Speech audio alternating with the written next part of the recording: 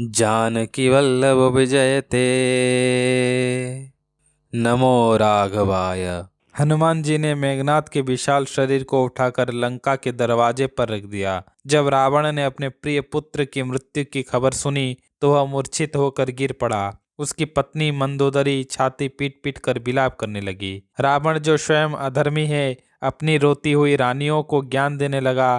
ने कहा, यह संसार नश्वर है, जो आया है वह जाएगा, इसलिए शोक मत करो। तुलसीदास जी वहाँ कटाक्ष करके कहते हैं, दूसरों को उपदेश देने में तो बहुत लोग माहिर होते हैं, लेकिन खुद उन बातों पर चलने वाले बहुत कम होते हैं। रात बीत गई और सुबह होते ही बानर सेना फिर से लंका के चारों द्वारों पर पहुंच गई। रावण अब खुद मैदान में उतरने को तैयार था।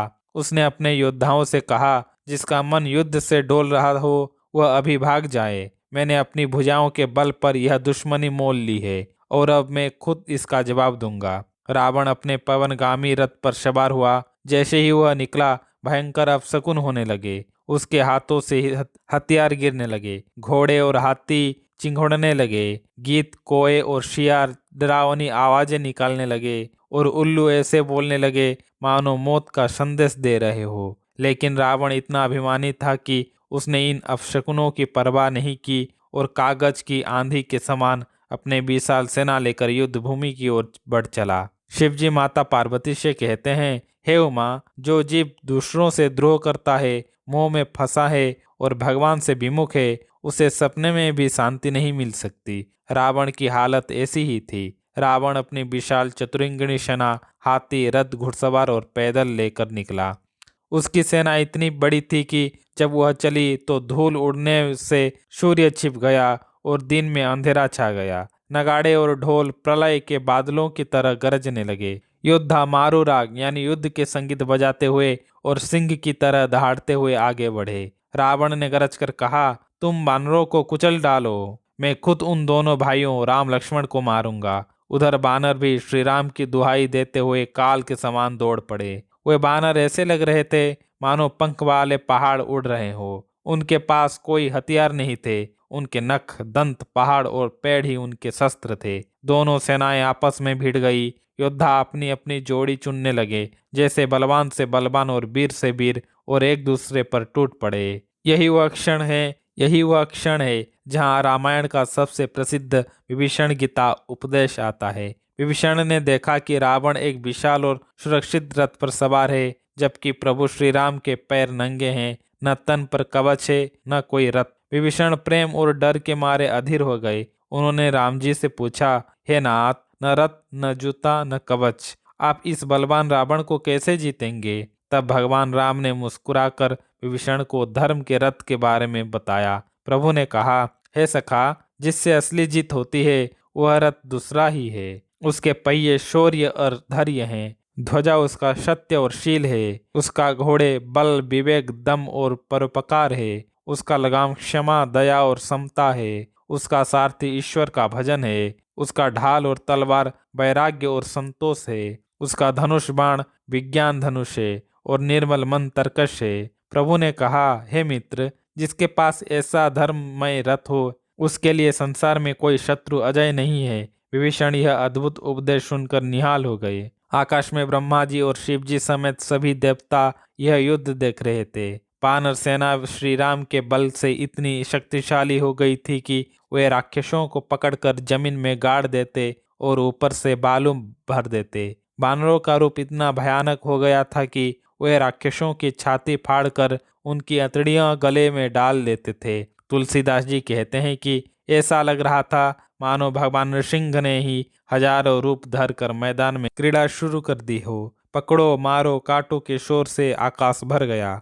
जब रावण ने देखा कि उसकी सेना भाग रही है तो उसने अपनी 20 भुजाओं में 10 धनुष उठाए और लोटो लोटो चिल्लाता हुआ आगे बढ़ा। बानरों ने उस पर पहाड़ों की बारिश कर दी, लेकिन रावण का शरीर वज्र के समान था। पहाड़ उससे टकराकर ऐसे टूट जाते जैसे मिट्टी के ढेले हो। रावण ने भीषण क्रोध में आकर बानरों को मसलना शुरू किया। हनुमान और अंगद जैसे वीरों को छोड़कर बाकी सेना त्राही त्राही करते हुई भागने लगी। रावण ने एक साथ हजारों बाण छोड़े जो हवा में उड़ते हुए सांपों की तरह बानरों को डसने लगे। पूरी सेना व्याकुल होकर पुकारने लगी, हे करुणा सागर रघुवीर, हमारी रक्षा कीजिए, यह दुष्ट काल की तरह हमें खा रहा है। जब लक्ष्मण जी ने देखा कि रावण काल की तरह बानर सेना को निगल रहा है और पूरी सेना त्राही त्राही कर रही है, तब उन्हें भीषण क्रोध आया। उन्होंने अपनी कमर में तरकस कसा, हाथ में धनुष लिया और सबसे पहले अपने बड़े भाई भगवान श्री राम के चरणों में सिर झुकाकर आशीर्वाद लिया। इसके बाद वे उस दुष्ट रावण का अहंकार तोड़ने के लिए उसकी ओर झपट पड़े। लक्ष्मण जी ने युद्ध भूमि में रावण को ललकारते हुए कहा, रे नीच, इन भोले भाले बानर भालुओं को मारकर क्या अपनी वीरता दिखा रहा है? दम है तो मुझे देख, मैं तेरा साक्षात काल हूँ।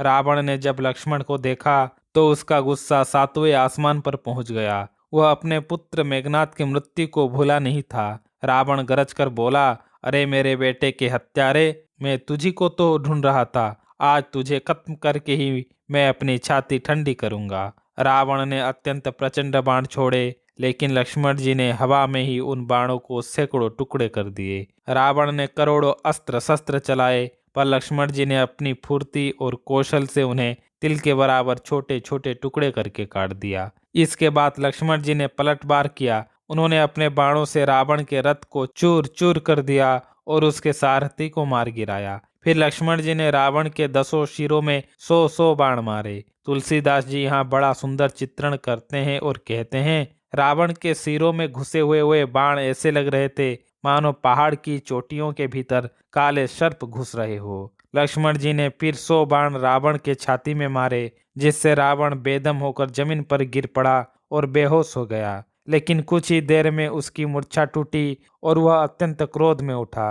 अब उसने वह अमोघ शक्ति उठाई जो उसे स्वयं ब्रह्मा जी ने दी थी। रावण ने पूरी ताकत लगाकर वह ब्रह्मदत्त शक्ति लक्ष्मण जी पर फेंकी, जो सीधे उनकी छाती में जाकर लगी। उस दिव्य शक्ति के प्रहार से लक्ष्मण जी व्याकुल होकर भूमि पर गिर पड़े। लक्ष्मण जी को गिरा देख रावण को लगा कि उसने उन्हें मार दिया है। वह अपनी 20 भुजाओं से लक्ष्मण जी को उठाकर लंका ले जाने के लिए आगे बढ़ा। उसने अपना पूरा अतुलित बल लगा दिया, लेकिन वह लक्ष्मण जी को 1 इंच भी हिला नहीं सका। तुलसीदास जी यहाँ रावण की मूर्खता पर कटाक्ष करते हैं। वे कहते हैं कि रावण उस लक्ष्मण को उठाना चाहता था जिनके एक सिर पर यह पूरा ब्रह्मांड धूल के कण जैसा टिका हुआ है। वह मूर्ख रावण यह नहीं जानता था कि वह तीनों लोकों के स्वामी को उठाने की कोशिश कर रहा है। उसकी सारी ताकत धरी के धरी रह गई।